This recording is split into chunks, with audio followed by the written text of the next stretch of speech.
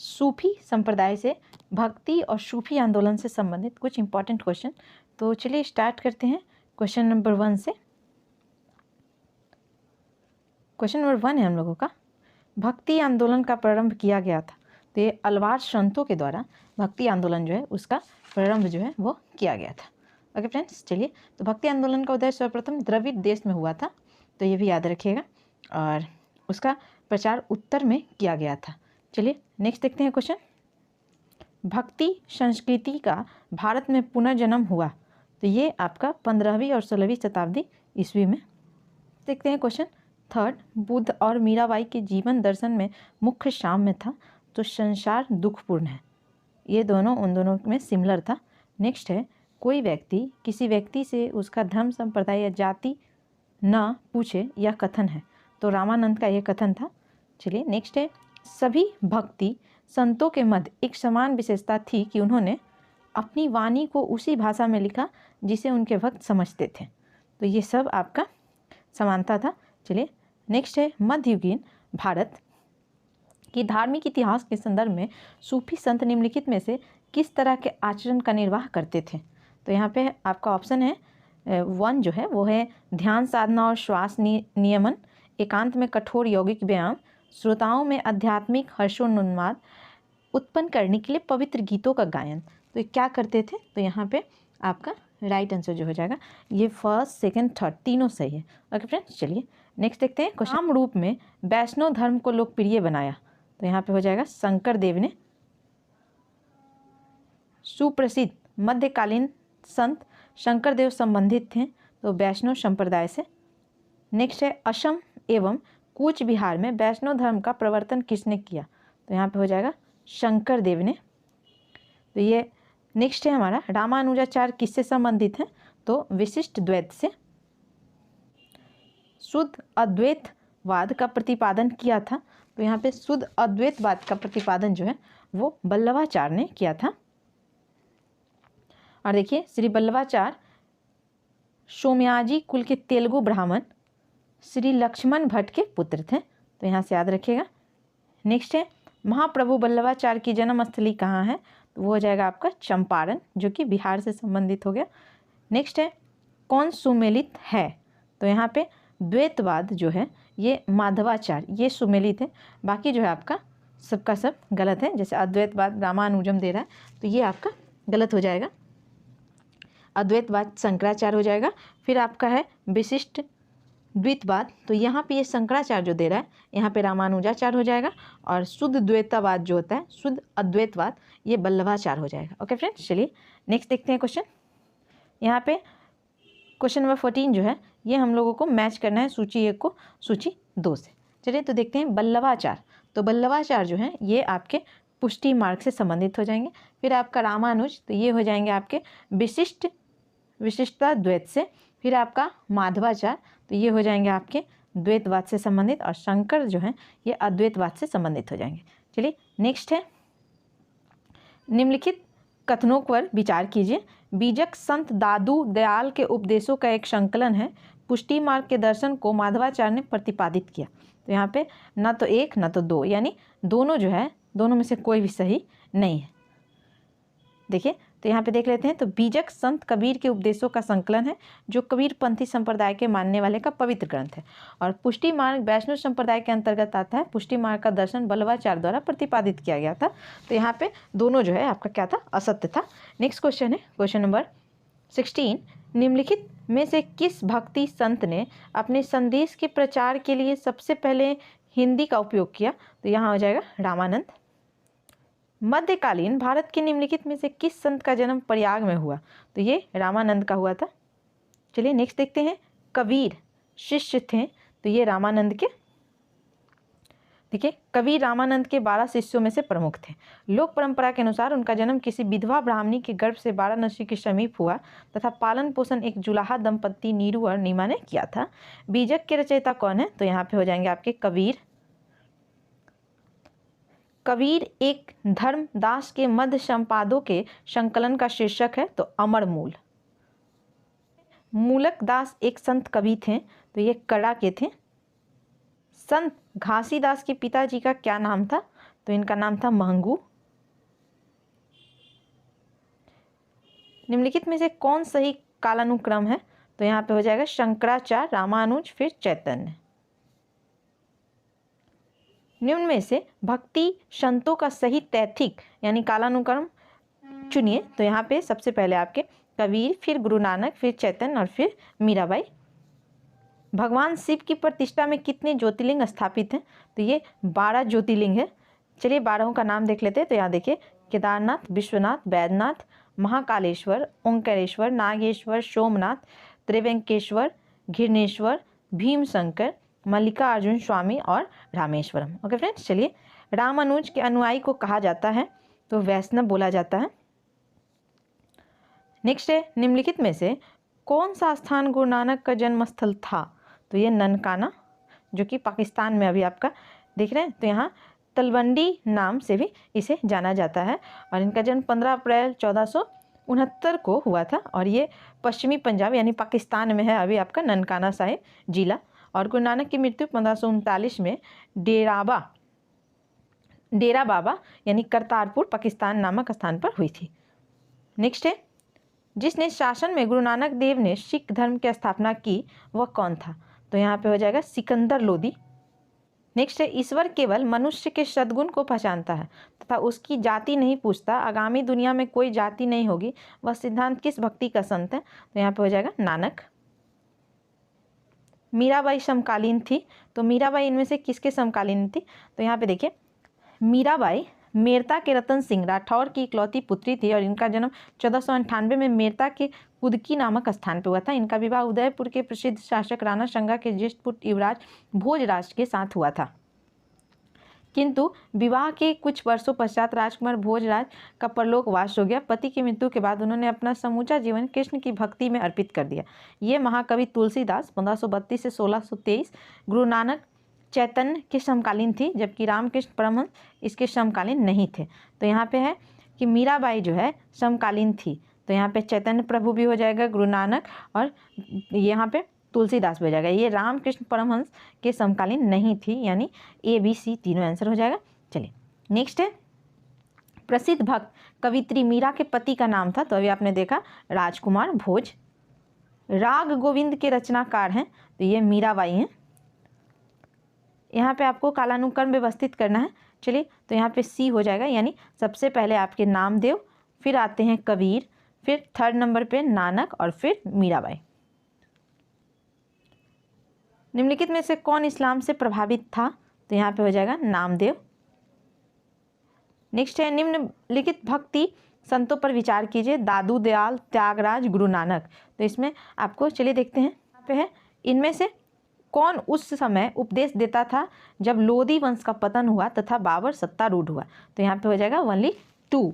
Next है 36, यहाँ पे सूची 1 को सूची 2 से हम लोगों को मिलाना है। तो चलिए देखते हैं, एक तरफ आपका भक्ति संत और एक तरफ आपका दिया हुआ है व्यवसाय।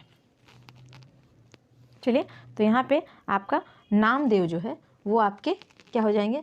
तो ये थे आपके दर्जी। फिर आपके कबीर, तो कबीर जो थे पेशे से वो जुलाहा थे। फिर रविदास जो कि क्या थे आपके मोची, और ये सेना जो है वो क्या था आपका नाई। ओके फ्रेंड्स, चलिए नेक्स्ट देखते हैं। चैतन्य महाप्रभु किस संप्रदाय से संबद्ध थे? तो यहाँ पे हो जाएगा वैष्णव। तुलसीदास किसके समकालीन थे? तो अकबर तथा जहांगीर। रामचरितमानस नामक ग्रंथ के रचयिता, तो ये हो जाएंगे आपके तुलसीदास। और ये जो है गोस्वामी तुलसीदास ने अवधी भाषा में की थी इसकी रचना। कौन सी रचना संत तुलसीदास की नहीं है? तो यहाँ पे डी हो जाएगा। देखिए गीतावली, विनय पत्रिका, कवितावली, ये तीनों तुलसीदास के साहित्य रत्न जो है ये तुलसीदास की रचना नहीं है। गोस्वामी तुलसीदास द्वारा रचित 12 ग्रंथ प्रसिद्ध हैं, जिनमें 5 बड़े तथा 7 छोटे हैं। बड़े ग्रंथ में दोहावली, गीतावली, कवितावली, रामचरितमानस, विनय पत्रिका है। और इसके अलावा पार्वती मंगल, जानकी मंगल, वैरवे रामायण, वैराग संदीपनी, कृष्ण गीतावली आदि छोटे ग्रंथ हैं।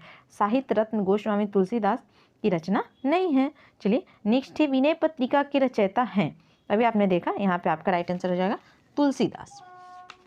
निम्नलिखित युगों में कौन सुमेलित नहीं है? तो यहाँ पे सी रसखान, रसिक प्रिया, ये आपका सुमेलित नहीं। देखिए ध्रुवदास, भगत नामवाली, नाभादास भक्तमाल और उस्मान चित्रावली। ओके फ्रेंड्स, चलिए नेक्स्ट है, निम्नलिखित में से कौन बरकरी संप्रदाय का संत था? तो यहाँ हो जाएगा नामदेव। बरकरी संप्रदाय की मुख्य पीठ अवस्थित है, तो ये पठरपुर में, आपका ये महाराष्ट्र में स्थित है पठरपुर। नेक्स्ट है, भक्त तुकाराम कौन से मुगल सम्राट के समकालीन थे? तो तुकाराम जो थे वो जहांगीर के समकालीन थे। कौन भक्ति आंदोलन का प्रस्तावक नहीं था? तो नागा अर्जुन जो थे। यहाँ पे नीचे आपका कथन दिया हुआ है एक और उसका कारण आर है। चलिए देखते हैं। तो बोल रहा है मध्यकाल में संगीत पर संस्कृत में लिखी गई अनेक पुस्तकों का फारसी में अनुवाद किया गया, और कारण है कि आरंभिक चिश्ती सूफी संत संगीत सभाओं, जिन्हें सभा कहा जाता था, के शौकीन थे। तो यहाँ पे आपको बताना है कि क्या होगा। तो यहाँ देखिए, तो यहाँ पे आपका कथन ए तथा आर जो है दोनों सही है, लेकिन यहाँ पे इसकी सही व्याख्या नहीं है। यहाँ ए भी सही है, आर भी, लेकिन आर जो है ए की सही व्याख्या नहीं है, यानी बी यहाँ पे राइट आंसर हो जाएगा। चलिए नेक्स्ट देखते हैं क्वेश्चन। भारत में चिश्तियाँ सूफी मत को स्थापित किया तो ख्वाजा मैनुद्दीन ने। भारत में चिश्तियाँ संप्रदाय का प्रथम सूफी संत था तो शेख मैनुद्दीन चिश्ती। निम्नलिखित सूफी संतों में कौन एक सर्वप्रथम अजमेर में बस गए थे? तो यहाँ पे हो जाएगा शेख मैनुद्दीन चिश्ती। निम्नलिखित में कौन सूफीवाद की चिश्तिया शाखा का संस्थापक था? तो ये हो जाएगा ख्वाजा अब्बू अब्दाल। ख्वाजा मैनुद्दीन चिश्ती किसके शिष्य थे? तो यहाँ पे हो जाएगा ख्वाजा उस्मान हारूनी के। ख्वाजा मैनुद्दीन चिश्ती शिष्य थे, तो यहाँ ख्वाजा उस्मान हारूनी के।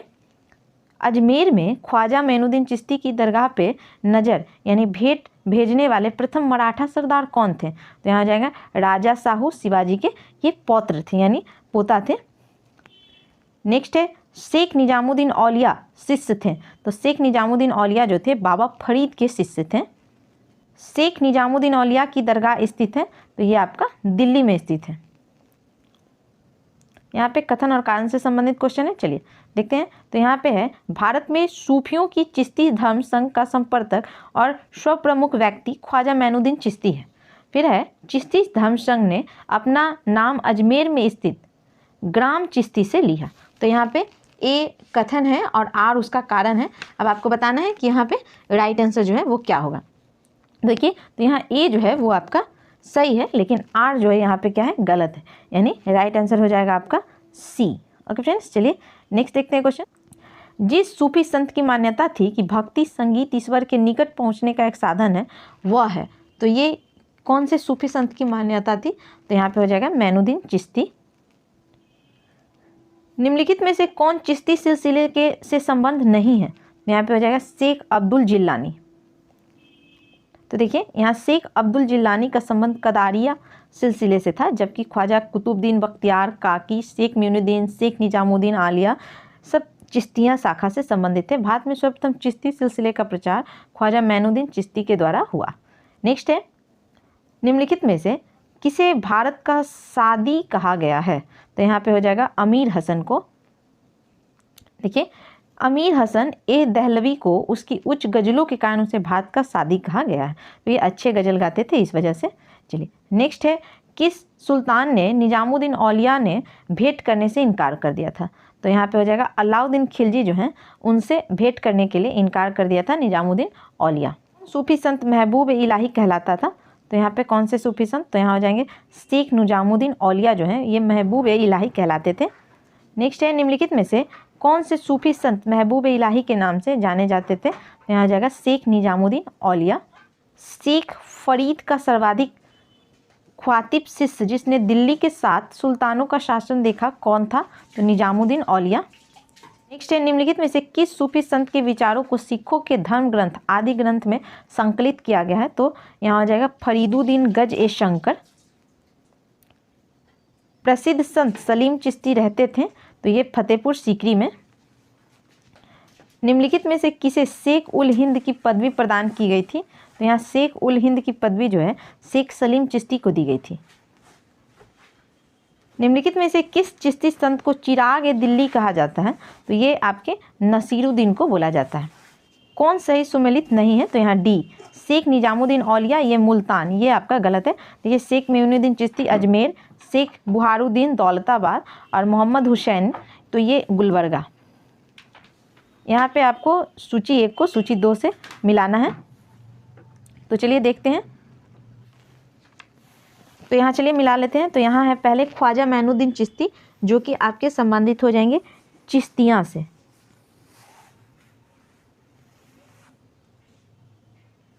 नेक्स्ट है शेख अहमद सरहिंदी, तो ये आपके संबंधित हो जाएंगे नक्शबंदियाँ से। नेक्स्ट है दारा शिकोह, तो दारा शिकोह जो है ये संबंधित हो जाएंगे आपके कदारिया से, और शेख शहाबुद्दीन ये सुहारवादियाँ से संबंधित हो जाएंगे। चलिए नेक्स्ट देखते हैं। भारतीय इतिहास के सूफीवाद के संदर्भ में निम्नलिखित कथनों पे विचार कीजिए। तो यहाँ पे फर्स्ट है शेख अहमद सरहिंदी इब्राहिम लोदी का समकालीन था। शेख नसीरुद्दीन चिराग दिल्ली शेख निजामुद्दीन औलिया के शिष्य थे। तो ये तो आपका सही है। औरंगजेब शेख सलीम चिश्ती का समकालीन था, तो ये आपका गलत है। और भारत में सूफियों की कादेरी पद्धति सबसे पहले शेख नियामतुल्लाह और मखदूम जिलानी द्वारा लागू की गई, यानी 4 सही है, यानी 2 और 4 दोनों आपका सही है। हठ योग के संदर्भ में निम्नलिखित में से कौन सा कथन सही है? तो यहाँ हठ योग नाथ पंथियों द्वारा अपनाया जाता था। हठ क्रिया को सूफी संतों ने भी अपनाया था। तो यहाँ पे आपको सही उत्तर चुनना है। तो यहाँ पे आपका ये दोनों सही है, 1 और 2, यानी सी हो जाएगा राइट आंसर। नेक्स्ट है आपका निम्नलिखित कथनों पे विचार कीजिए। संत निम्बकाचार्य अकबर के समकालीन थे। संत कबीर शेख अहमद सरहिंदी से अत्यधिक प्रभावित थे। तो यहाँ कौन सा कथन जो है वो सही है? तो यहाँ पे ना तो 1 सही है और ना 2, यानी डी यहाँ राइट आंसर हो जाएगा। निम्नलिखित संतों में से कौन सूफी थे? तो यहाँ पे आपका कौन से सूफी थे? तो यहाँ निजामुद्दीन औलिया और आपके मोइनुद्दीन चिश्ती, ये दोनों क्या थे? सूफी थे। निम्नलिखित सूफीवाद के सिलसिलों में कौन संगीत के विरुद्ध था? तो वो थे आपके नक्शबंदियाँ। अति कट्टरपंथी सूफी संप्रदाय था, तो वो था आपका नक्शबंदी। निम्नलिखित युग्मों में से गलत युग्म को पहचानिए। तो औलिया मध्य प्रदेश, तो ये आपका गलत है। जबकि चिश्ती दिल्ली और दोआब, सुहारवादी सिंध और फिरदौसी बिहार। औलिया जो है ये मध्य प्रदेश जो दे रहा है, ये आपका गलत है। देखिए यहाँ पे बोल रहा है कि औलिया जो है कोई सिलसिला नहीं था, बल्कि यह दिल्ली के प्रमुख संत निजामुद्दीन को मिली उपाधि थी, निजामुद्दीन औलिया, और इसका प्रभाव दिल्ली के क्षेत्र में था। नेक्स्ट है निम्नलिखित सूफियों में से किसने कृष्ण को औलिया के रूप में माना? तो यहाँ पे आपका राइट आंसर हो जाएगा शाह मोहम्मद गौस ने। शेख बहाउद्दीन जकारिया किस संप्रदाय के थे? तो ये सुहारवर्दी संप्रदाय के थे। निम्नलिखित में से किसका संबंध सूफीवाद से नहीं है? तो उलेमा का। तो यहाँ देखिए सूफी संतों के निवास स्थान को खानकाह कहते हैं। शमा एक सूफी समारोह का नाम है। शेख सूफीवाद ने शिक्षण और मार्गदर्शन के लिए अधिकृत व्यक्ति को कहते हैं। इस्लाम के धार्मिक कानूनों के विद्वान को उलेमा कहा जाता है। कृष्ण जीवन परक प्रेम वाटिका काव्य की रचना की थी? तो रसखान ने। नेक्स्ट है निम्नलिखित में कौन एक भक्ति आंदोलन से जुड़ा नहीं है? तो अमीर खुसरो। बारहम आशा की रचना की थी? तो मलिक मोहम्मद जायशी ने। यहाँ पे आपको सूची 1 को सूची 2 से है मिलाना। चलिए तो फर्स्ट है मुल्ला दाऊद, तो ये आपका किससे मैच हो जाएगा? तो ये चंदायन। फिर है आपका दामोदर कवि, तो ये आपका ये हो जाएगा पद्मावती कथा से। फिर है आपका सोमनाथ, जो कि ये हो जाएंगे राग विबोध से, और अमीर खुसरो आशिका से। नेक्स्ट देखते हैं। प्रतिवर्ष प्रसिद्ध सूफी संत हाजी वारिस अली शाह की मजार पर मेला लगता है। तो यहाँ पे आपका राइट आंसर जो है वो हो जाएगा देवा शरीफ में। क्राइस्ट का जन्म था, तो यहाँ पे हो जाएगा बेथलेहम। तो इनका जन्म जो है ये 4 ईसा पूर्व में यहूदियों प्रांत के बेथलेहम नामक स्थान में हुआ था। नेक्स्ट है ईस्टर त्यौहार के पीछे ईसाइयों की भावना है। तो इस दिन ईसा पुनर्जीवित हुए, ये उसके पीछे भावना है। नेक्स्ट है कौन सा ईसाई संत पशु पक्षियों से प्रेम के लिए विख्यात है? तो यहाँ पे हो जाएगा आसीसी के संत फ्रांसिस। नेक्स्ट है ईसाइयों का गुड फ्राइडे क्यों मनाया जाता है? तो यहाँ पे हो जाएगा ईसा मसीह को सूली पे चढ़ाया गया था। चलिए तो ये आपका 89 क्वेश्चन जो था वो आपके रिलेटेड थे सूफी संत से संबंधित।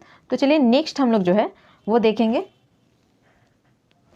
मुगल काल से संबंधित। और मुगल काल में हम लोगों को पता है जैसा कि मुगल काल की स्थापना जो है मोहम्मद बाबर के द्वारा की गई थी, जिनका पूरा नाम क्या था, तो मोहम्मद जहीरुद्दीन बाबर। ओके फ्रेंड्स, तो नेक्स्ट जो वीडियो होगा हम लोग मुगल काल के साथ मिलेंगे। तब तक आप हमारे चैनल पर न्यू हैं तो शेयर कर दीजिए, लाइक कर दीजिए और सब्सक्राइब जरूर कीजिएगा।